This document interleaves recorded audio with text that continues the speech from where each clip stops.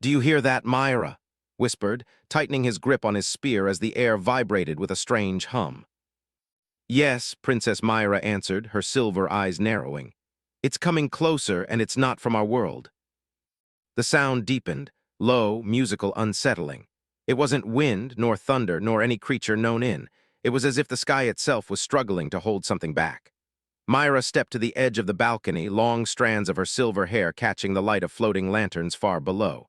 The capital lay in calm beauty, crystal towers glowing under the dusk. Peaceful, yet pierced by a quiet, trembling rhythm only she seemed to truly feel. Something was coming, and somehow she sensed it had everything to do with her. A sudden pulse rippled through the clouds, blue light folding outward like wings opening. Took a step in front of her, protective, though he knew no shield could defend against whatever force pressed against the sky. "It's not natural," he murmured. "No," Myra replied. "It feels like a message." She didn't say the rest aloud. It felt like a call.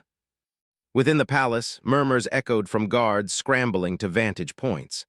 Bells chimed, soft, cautious notes of alert that rippled across the capital. People stepped out of their homes, looking upward, confused, frightened, captivated. The sky shimmered again, brighter this time, as if a tear was forming between realms. The wind carried a faint melody, metallic and distant, strange, human-like, a sound not of this kingdom, nor any of the nations. Myra swallowed, her heart tightening with questions she didn't know how to ask. A second tremor followed, this one sharper, urgent. Myra felt her pulse synchronize with it, as if the sky was beating in time with her heart. Behind her, footsteps approached. Queen, tall and graceful in her flowing gown, stepped into the fading light. Her eyes, ancient and wise, flickered with something Myra had rarely seen there. "Fear." "Mother," Myra whispered, "you know what this is." The queen didn't answer immediately. She lifted her gaze to the trembling sky, the blue light reflecting in her calm yet sorrowful expression. When she finally spoke, her voice was soft but solid. "The barrier is thinning sooner than expected." Myra stared. "Barrier expected? What are you talking about?" Placed a gentle hand on her daughter's shoulder. "There are truths you were meant to learn on your 20th year, but time seems to be slipping away from us." The tremors intensified. The sky twisted, bending light like glass under stress. A luminous arc formed across the horizon, glowing brighter and faster than the last. The air grew warm. The ground hummed beneath their feet. "Mother," Myra pressed, "is something breaking through?" Took a breath, someone. Before Myra could speak again, a burst of white-blue energy streaked across the sky, spiraling downward toward the distant mountains. The crash shook the air, a thunderous roar rolling across the land. A flare of light rose above the peaks, brief, brilliant, terrifying. Gasps echoed from the city. Guards called out, stepped forward again, instinctively shielding Myra, though he knew the danger was far away. But Myra stood frozen, not from fear, but from recognition. The energy in that light felt unmistakably alive, and heartbreakingly familiar, though she had never encountered it before. She didn't understand why. She didn't know how. Yet every part of her whispered the same truth. A human had fallen into their world. And deep within her chest, Myra felt the first pull of destiny. A quiet, electric thread binding her fate to someone she had never met. Someone who, she sensed, would change everything. The wind rushed over the mountains, carrying the fading echo of the crash. Princess Myra could hardly breathe. That falling light, its warmth, its pull, still lingered in her chest like an invisible thread tugging her forward. Rushed to the balcony's edge, eyes wide as he stared at the distant glow flickering between the peaks. "Your Highness," he said urgently, "we should move inside. No one knows what landed out there." Myra didn't move. Her gaze stayed fixed on the mountains, on the place where the sky had opened and sealed itself again in a breath of brilliance. "Someone came through," she whispered. "I felt them." Blinked, startled, felt them. Before she could answer, Queen stepped beside her again, her voice steady despite the tension darting beneath it. "Myra, listen to me. The thing that fell may not be hostile, but it is unknown. We cannot assume safety. Myra turned stiffly. You said the barrier was weakening, that this was expected. Why would someone fall from another realm into ours? The queen hesitated, the silence stretching like thin ice between them. Finally, she spoke. There is a prophecy in the royal archives. It speaks of a time when the border between worlds would quiver, and when a visitor from another sky would arrive to decide the fate of our people. His jaw tensed. Then this might be part of that prophecy. But Myra was barely listening. Her heart still beat to the fading tremor of the sky. Mother, is this visitor meant to be a danger? Shook her head. Not danger, Myra, a choice.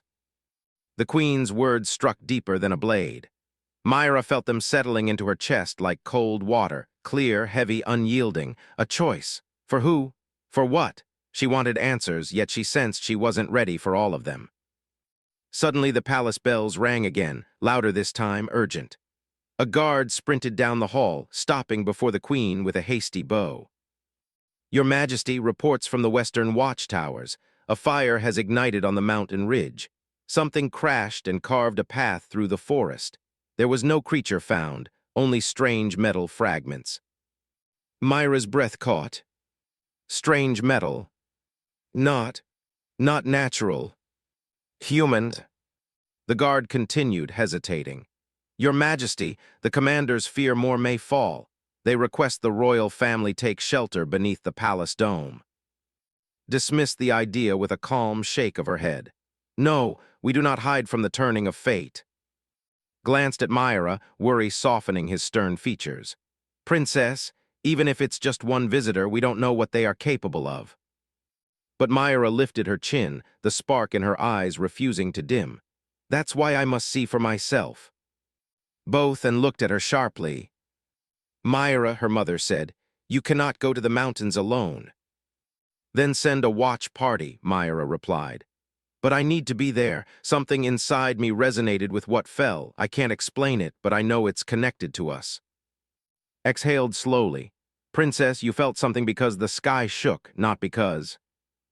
No, she said firmly, I felt him. The room fell silent. For a moment, only the soft hum of crystal lanterns filled the corridor.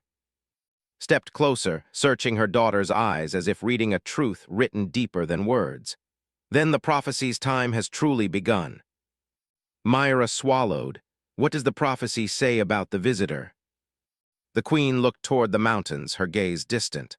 Only that he will be unlike any being our world has known. Human, yet carrying a spirit capable of great harmony or great ruin. The words chilled Myra, but they only strengthened her resolve.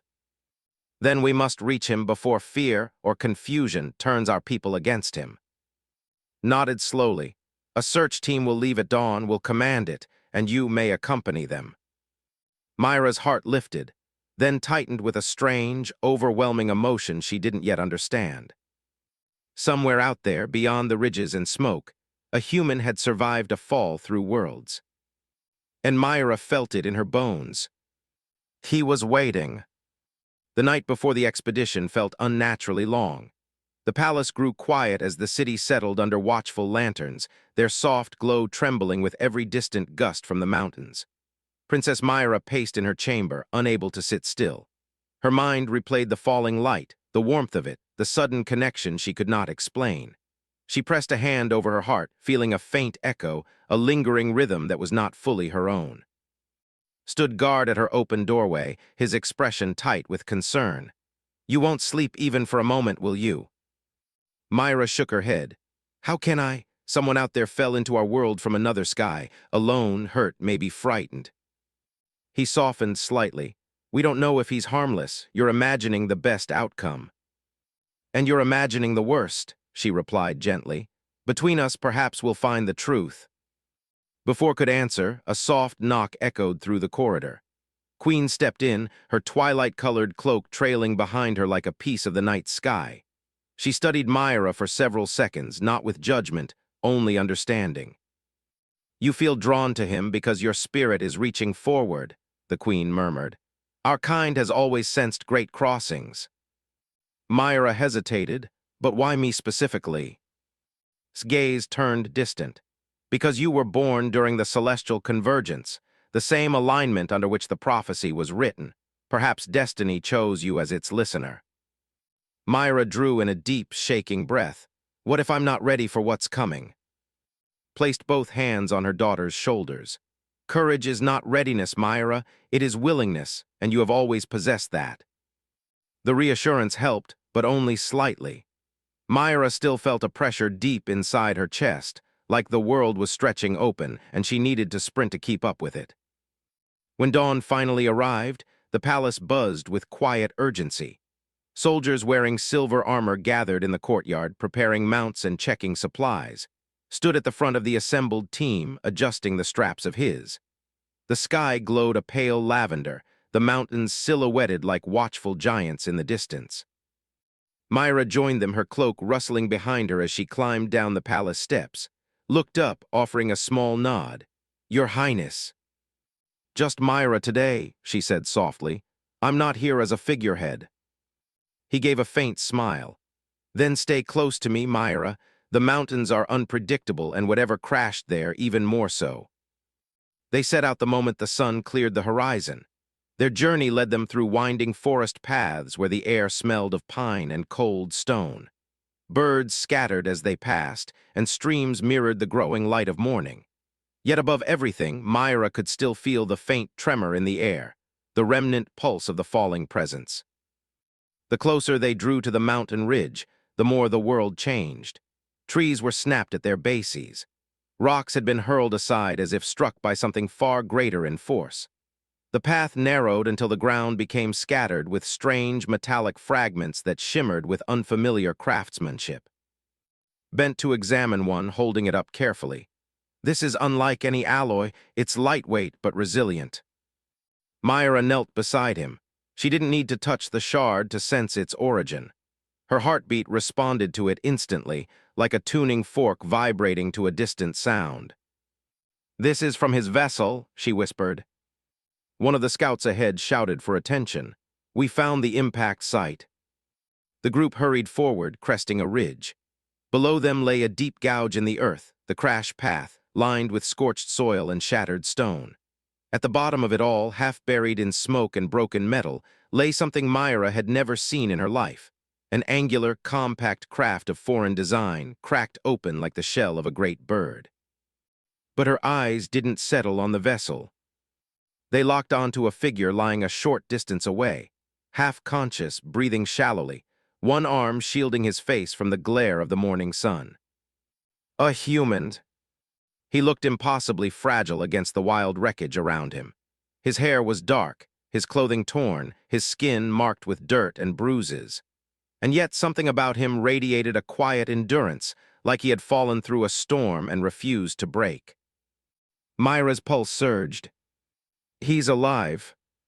She stepped forward instinctively but caught her arm. "Myra, wait." But she couldn't. Because as the human stirred, his eyes fluttering open, his gaze found hers with startling clarity. And in that instant, she felt the invisible thread between them snap tight. As if the universe itself had just taken its next breath. The world seemed to blur into silence as Princess Myra stepped toward the fallen human. Every breath she took felt suspended, held by the faint thread pulling her toward him. His eyes, deep, steady, undeniably human, blinked against the light. Confusion flickered there first, then disbelief, then something else Myra could not name. Moved quickly, positioning himself ahead of her with a protective stance. "Don't get too close," he warned, raising a hand to the rest of the search party. "We don't know his condition or intentions." But the human wasn't moving aggressively. He wasn't even trying to stand. He simply lay there, chest rising unsteadily, gaze locked on Myra as though she was the only stable thing in a world that suddenly made no sense. He swallowed painfully. "Where am I?" His voice was hoarse, strained, yet undeniably gentle. The sound of it made Myra's heart clench, not with fear, but with recognition she couldn't explain. She stepped forward again, brushing past's arm. "You're safe," she said softly. "You've reached." The human frowned faintly, his brow tightening as he tried to sit up but winced in pain. knelt cautiously beside him, holding out a steadying hand without fully touching. "Easy. Your vessel crashed hard. You're lucky to be alive." He looked at, then back at Myra, as if torn between understanding and disbelief. "My name is Hale." Myra's breath hitched at the sound of it. A name so simple, yet it carried warmth, like a candle flickering in darkness. She repeated gently, "I am Myra." His eyes lingered on her for a few seconds, searching, absorbing, grounding himself. "Myra," he echoed, almost as if saying the name helped anchor him to this new reality. He glanced around at the wreckage, the torn metal, the ruined earth, the brilliant shards of unfamiliar minerals glowing faintly under the sunlight. "This definitely isn't Earth," he murmured bitterly. Myra exchanged a quick glance with Earth. The name meant nothing to most people, but to Myra it felt suddenly, dangerously important. A scout approached and whispered too, "The vessel's core is unstable. It might release dangerous energy." Knotted tension tightening his jaw. "We must move." Turning to, he said firmly, "Can you stand?" Tried again, bracing himself. His left leg trembled under him, but he pushed through with silent determination. Myra stepped closer, ready to help, but he steadied himself with a shaky breath. "I can manage," he forced out. Yet even standing was painful. Myra couldn't watch him struggle. Without hesitation, she reached out and gripped his arm gently. He startled at first, but then something eased in his expression, as if her touch dulled the chaos in his mind. "You didn't fall here to be alone," Myra whispered. "Let us help you." Looked into her eyes, truly seeing her for the first time. He nodded once, slow and deliberate. As they guided him away from the crash site, Myra felt the strange connection intensify. Every step took resonated through her chest like the echo of a forgotten melody. She had never felt anything like it, not with kind, not with anyone. Walked close, watching with wary, calculating eyes. "We're taking him to the palace healers," he said. "The queen must be informed." Myra nodded, though her thoughts churned with worry. If her mother expected this human, this visitor, to be part of prophecy, then the entire realm would react with fear, curiosity, or suspicion. And still dizzy and disoriented, didn't realize the weight he carried simply by existing here. As they reached the forest's edge, paused weakly, leaning on a fallen tree. Myra moved to support him again, but he lifted a hand. "Myra," he said softly, "why are you helping me? You don't even know me." She held his gaze, her voice steady, but filled with a truth she barely understood herself. "Because I felt you before I saw you." Blinked, startled, nearly breathless. "How is that possible?" Myra exhaled slowly, her heart trembling. "I don't know, but I will find out." Before could respond, the wind shifted violently, carrying the low cry of a horn echoing from the distant capital. A royal alarm. Something urgent was happening back home. Stiffened, that signal. It means danger approaching the palace.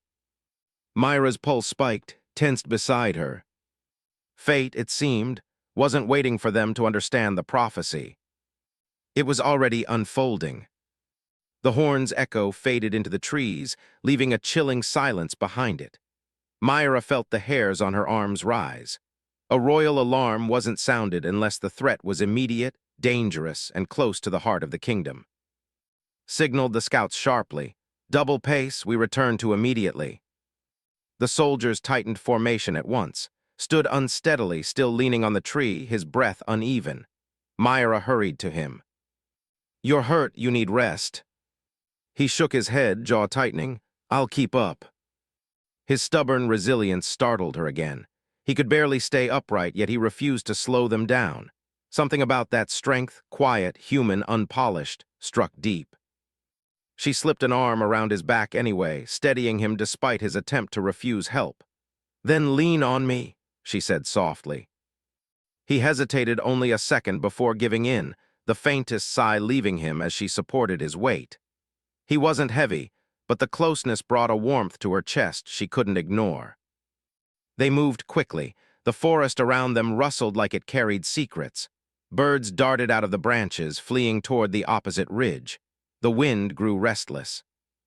glanced back at Myra and his eyes dark with worry. Princess, stay alert. The alarm from the palace means someone or something breached the outer boundary. Frowned through his fatigue. Is that bad? Responded without looking back. The boundary of has never been breached, not in centuries. Swallowed, so extremely bad. A shiver ran down Myra's spine.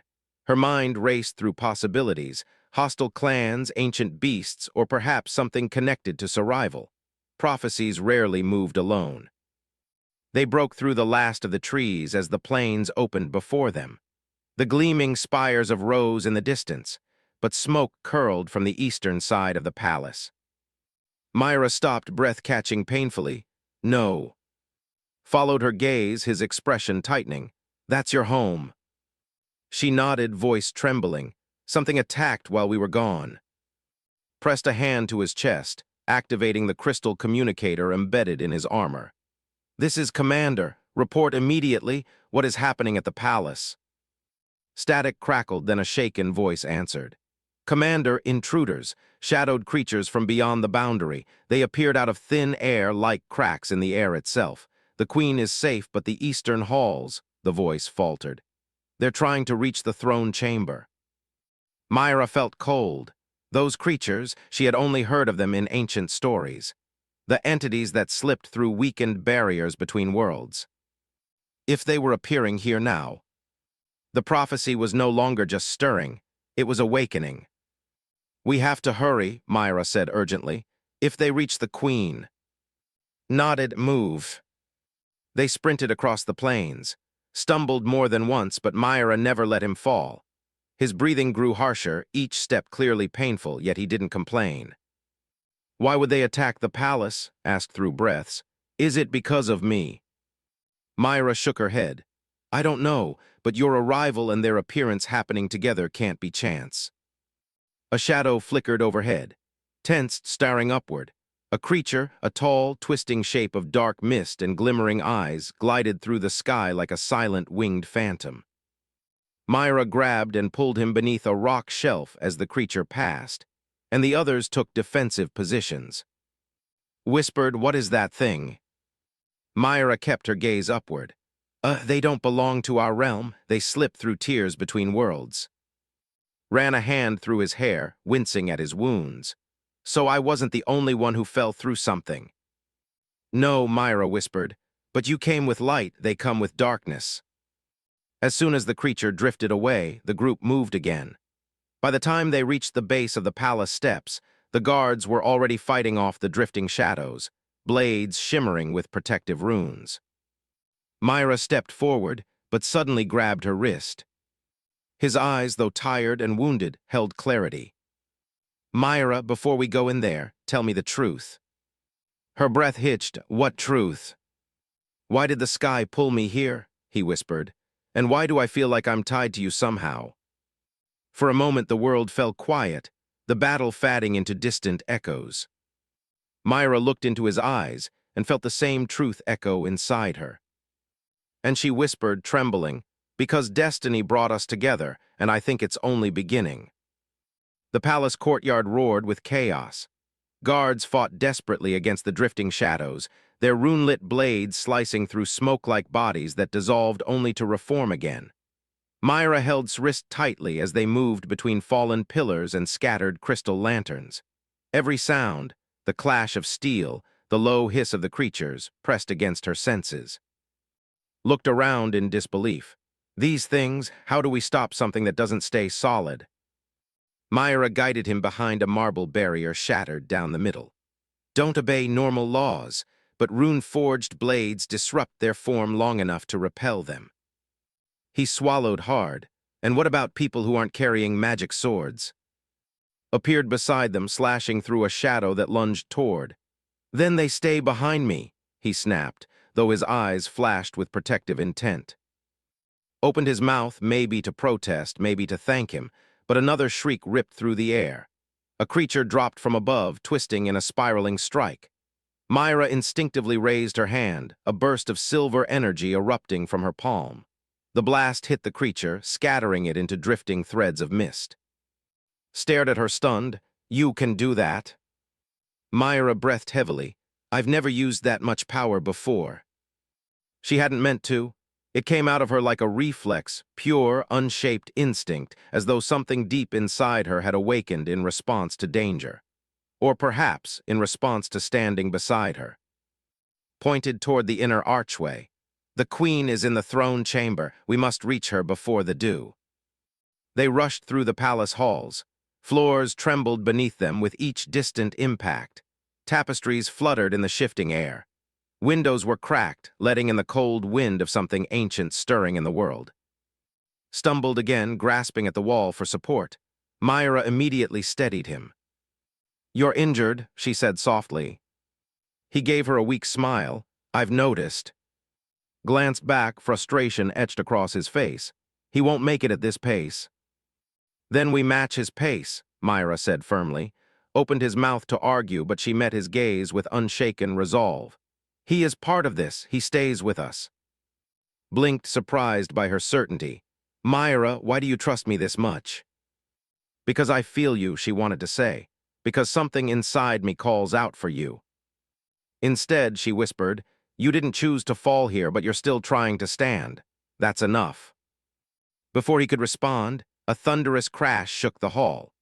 A creature larger than the others, its form swirling with darker shadows, forced itself through the double doors leading to the throne chamber. Cursed, that one's heading for the queen. They sprinted, even pushed forward despite the pain lancing through his leg. As they neared the chamber, they saw Queen standing tall, her staff glowing brightly as she held back two with sheer force of will. Her gaze snapped to Myra, daughter, brace yourself. The largest turned its many glimmering eyes toward as he limped inside. It let out a low hum, as if sensing something unique in him. Then, impossibly, it lunged past the queen and straight toward him. Myra's heart stopped, EVAN. Before she could leap forward, instinctively raised his hand as though to shield himself. A ripple of energy, soft, warm, unmistakably human, burst outward from his palm. The recoiled violently, its smoky body splitting apart as though struck by a force far stronger than realized he possessed. It screeched, twisting in agony before dissolving completely. Silence fell. Everyone stared. Lowered his shaking hand, staring at it in disbelief. I don't know how.